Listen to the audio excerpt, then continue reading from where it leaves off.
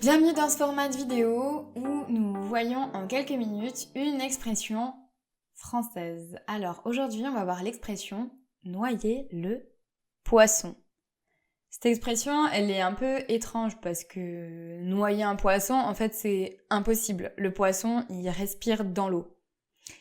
Donc on va voir ce que veut dire cette expression, des mises en contexte et surtout d'où elle vient. Alors quand on dit qu'on essaye de noyer le poisson, ça veut dire qu'on essaye de détourner une conversation. Donc, dans une conversation avec quelqu'un, il y a un sujet qui est abordé et vous n'avez pas envie de parler de ça ou vous essayez vraiment de détourner la conversation pour qu'on ne parle plus de ce sujet parce que soit il vous gêne, il vous embarrasse, ou vous n'avez pas le droit d'en parler parce que vous avez promis à quelqu'un que vous n'alliez pas parler de ce sujet. Donc vous essayez vraiment de noyer le poisson. Donc vous essayez d'enterrer le sujet et d'aller vers une autre thématique dans la conversation.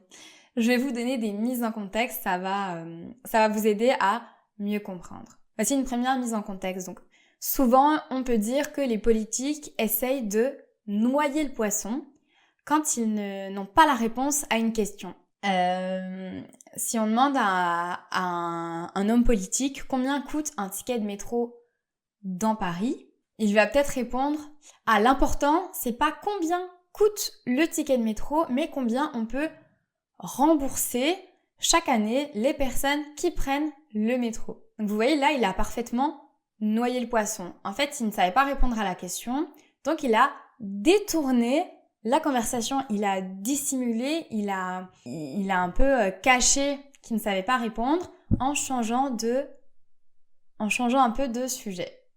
Voici un autre exemple. Donc si vous avez par exemple une amie qui est enceinte mais qui n'a pas encore envie de le dire et que quelqu'un vous dit ah, est-ce que tu as remarqué, Maria a vraiment grossi à moins qu'elle soit enceinte. Et vous n'avez pas donc vous gardez le secret, vous ne voulez pas en parler, donc vous allez essayer de noyer le poisson, donc de détourner la conversation pour plutôt parler de quelqu'un d'autre. Donc par exemple, vous pourriez répondre ah, j'ai pas remarqué, par contre je ne sais pas si tu as vu Sandra, mais elle est à son 8e mois de grossesse, elle est vraiment énorme, on dirait qu'elle va exploser. Vous avez détourné la conversation, vous avez noyé le poisson. Cette expression noyer le poisson, en fait, elle vient, elle date de l'époque, et en fait, on l'utilisait pour dire qu'on mettait beaucoup de sauce sur le poisson pour cacher en fait le goût d'un poisson qui n'était pas très frais,